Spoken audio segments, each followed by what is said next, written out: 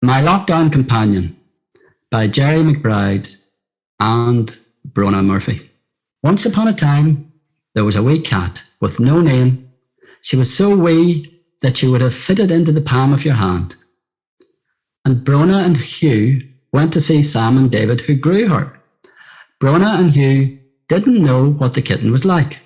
And all of a sudden, a little fluffy ball came from the garden and jumped up on Brona's lap.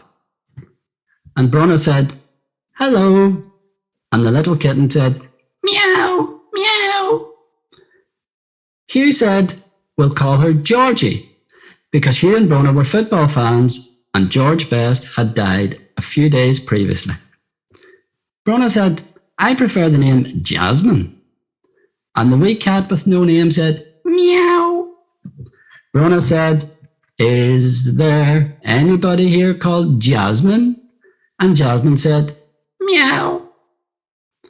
So, Jasmine came home with Brona and Hugh, and she was so scared because she didn't know where she was, and she was with two people she didn't know, and she didn't know where her food was or where her toilet was. She panicked and plopped all over Brona's books. Then she hid under the sofa.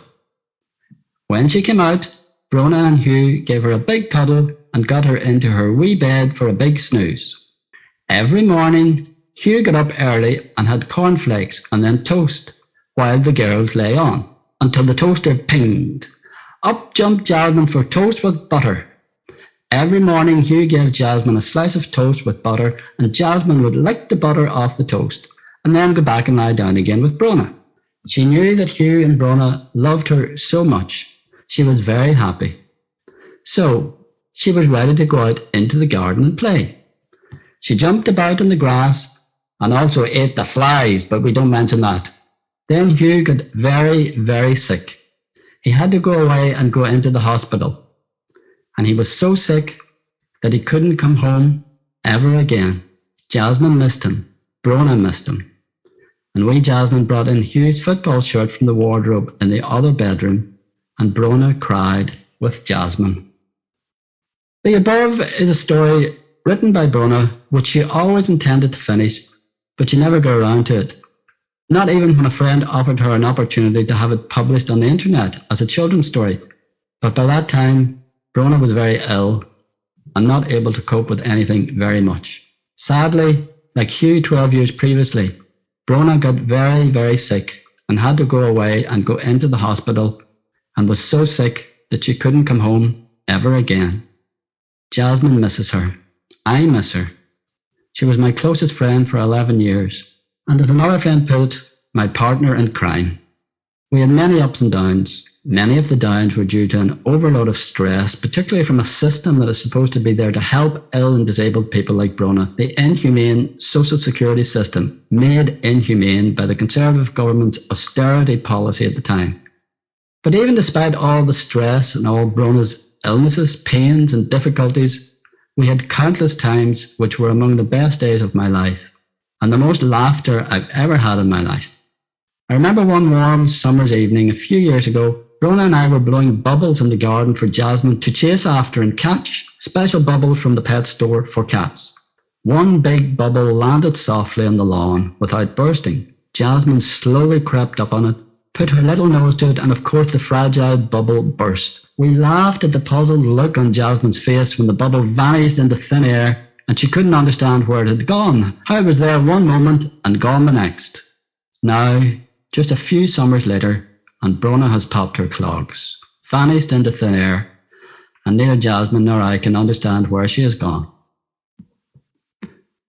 I have known Jasmine almost since the day she came home with Brona and Hugh. Even though I didn't know Brona particularly well at the time, just as a neighbour who had mostly been living in Canada for the previous 7 or 8 years. When Brona got Jasmine, she and Hugh came to my door to show me the little fluff woof, as Brona called her. Little did I know then, almost 16 years ago, when Brona was just 39 years of age and Hugh 43, that Jasmine would outlive both of them, and that I would inherit Jasmine. I got to know Jasmine very well during those years. As well as having to cope with my own grief when Brona died almost 2 years ago, I've also had to cope with Jasmine losing the love of her life. No matter how intense my grief has been, I nevertheless have other people in my life. Jasmine has nobody else, nobody close to her whom she trusts, except me, now that Brona is no longer in Jasmine's life. Jasmine, a Siamese, is a one-person cat. She was devoted to Brona and has always kept her distance from everyone else. However, throughout all the years, apart from her total trust in Brona, Jasmine has trusted me more than anyone else. It was of some comfort to Brona to know that if she died before Jasmine, which she knew was likely, that I would look after Jasmine very well. Not only do I love Jasmine, I have the highest respect for her, for how good she was to Brona. Jasmine is a highly aware, emotionally intelligent, very sensitive cat and shows all her feelings in her facial expressions and body language, as well as vocally, with numerous different types of meows signifying different things, not to mention her purrs.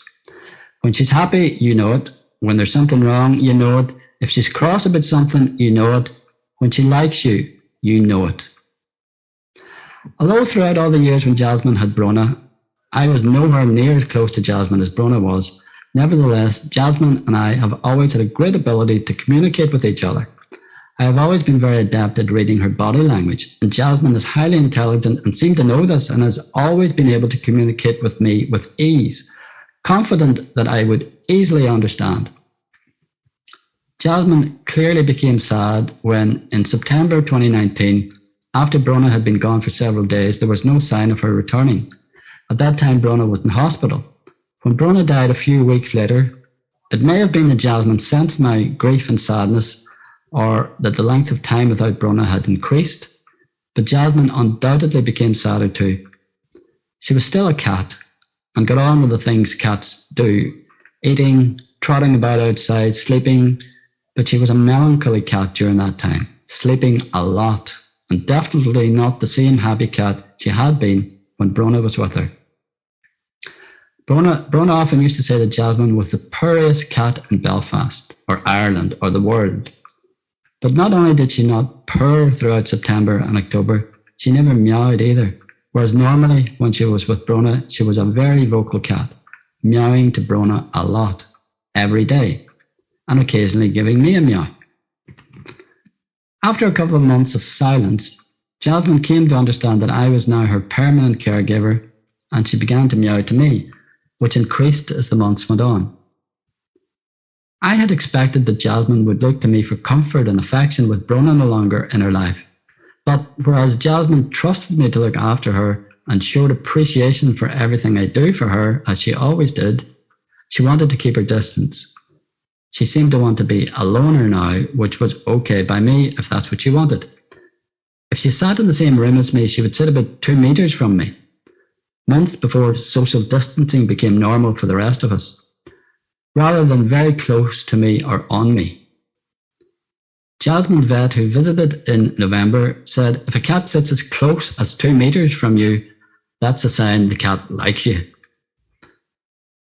When I stroked Jasmine, she would tolerate it for about 20 seconds and then move away.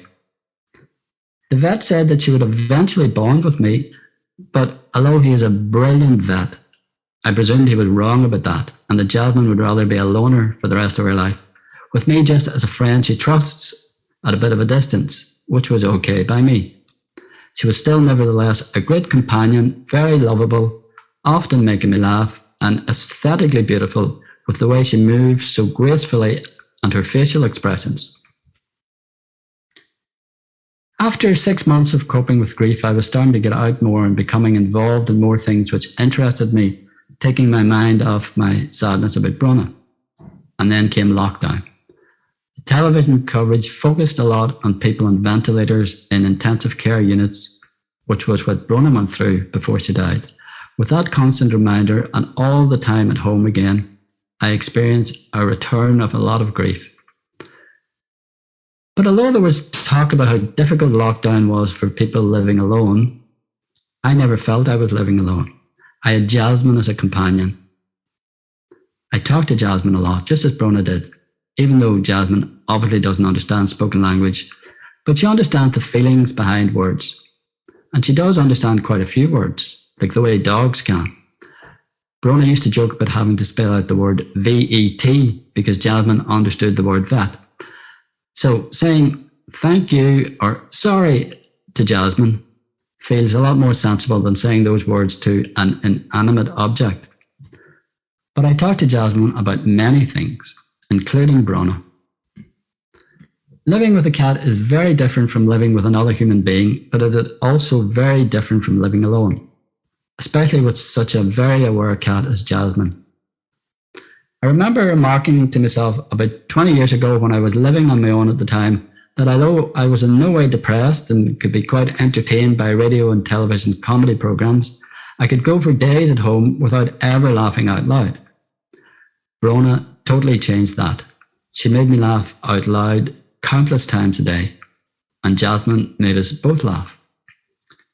And now still, even without Brona, Jasmine still makes me laugh out loud every day. I once said to Brona that Jasmine makes us laugh in a different way every day. For a while, we both agreed how true that was, and then later we agreed that it was an understatement.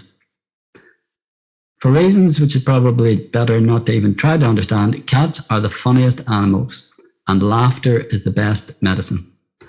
That, added to their lovableness, means cats are undoubtedly very therapeutic. Dogs are too, and Brona always said you don't have to choose, you can love dogs and cats, which she very much did. But cats are particularly funny, and their relationship to humans is unique. Some of my favourite people don't like cats. One of them, Brona's uncle, doesn't like Jasmine, and he complains that cats kill birds. I explained to him a few years ago when we were having a meal in a restaurant on Brona's birthday that although Jasmine brought in a few dead birds when she was a very young cat, and a few live birds which Brona rescued, she hasn't brought in a bird for about 8 or 9 years. Brona's uncle then said that he has a large window in his house which, like a mirror, often has a reflection of the sky, and birds don't realise it's not the sky, and they fly into the glass and get killed. I said to him, "So your window kills more birds than Jasmine?" He just looked at me with no answer, which Brona thought was hilarious. And then I went on to point out that every time he eats chicken or turkey, he is eating a bird which has been killed, not by a cat, but by human beings. And far more birds are killed this way than by cats. And if you don't like cats, that's all right, but I hope you like mice and rats, because without cats, there would be far more mice and rats in our neighbourhoods and homes than currently. Where we live, we never have any bother from mice or rats. So Jasmine and the other cats in the neighbourhood are doing a great and very worthwhile job. But cats and dogs are also great company, and for many single people living with a pet during lockdown, they have been invaluable. Throughout lockdown, I never felt I was at home on my own because I was with Jasmine, a sensitive little soul, outside of the thoughts inside my head, to relate to attend to, who needs love and care, and relates back and returns love and care in her own way. Even with wanting to keep a bit of a distance from me, Jasmine doesn't like being alone for too long. If I'd been out for several hours, she always showed that she was pleased to see me home. I think, like for many pets, lockdown was a bonus for her as I was at home almost all the time. So this is how it was at the beginning of lockdown. Jasmine and I had this understanding in our relationship where she liked my company and appreciated all I did for her, but didn't want me to come too close. Just let her do her own thing.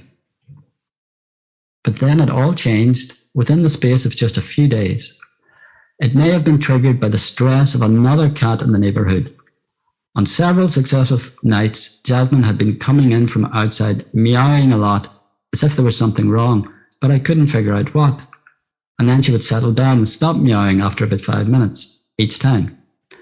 And then one night, my friend Jenny, who lives in an apartment opposite me, said she saw Jasmine and another cat fighting in the courtyard. And then the next night, Jasmine came in, again obviously a bit disturbed, and started rubbing herself against my legs. And she allowed me to pet her, and this went on for about 20 minutes. She kept diving against my legs as if she was drunk. The next night, the same thing happened again, and as I stroked and petted her, I could hear her purring for the first time in 10 months since Brona departed.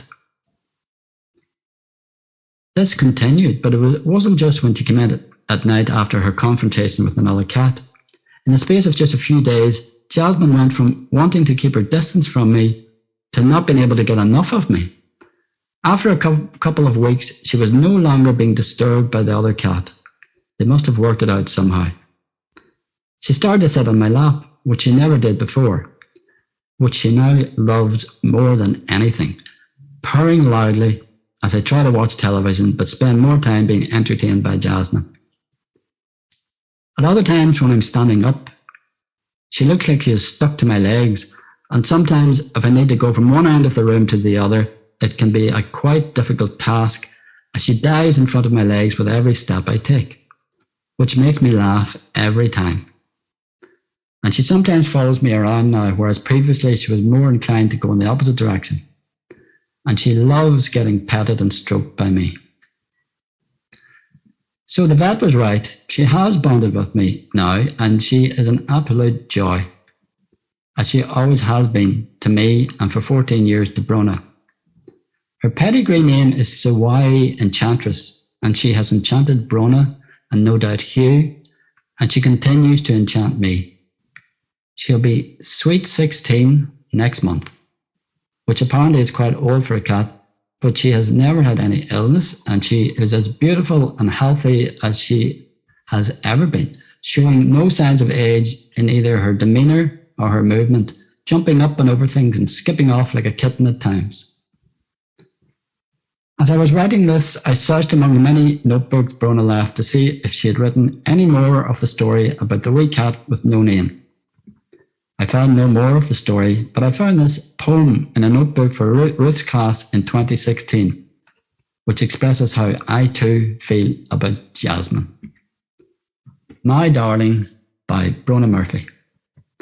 Blue all-seeing eyes, the colour largesse of the skies. Fleet of foot, agile and bouncy, especially on my head in bed. Big ears never miss a trick. She is not mute, she is not thick. Loving furry softness, cuddly purry offness, gives out at decibels. Thinks she's all that, doesn't know she's a cat. I wonder too at times. Ethereal being, my darling pet.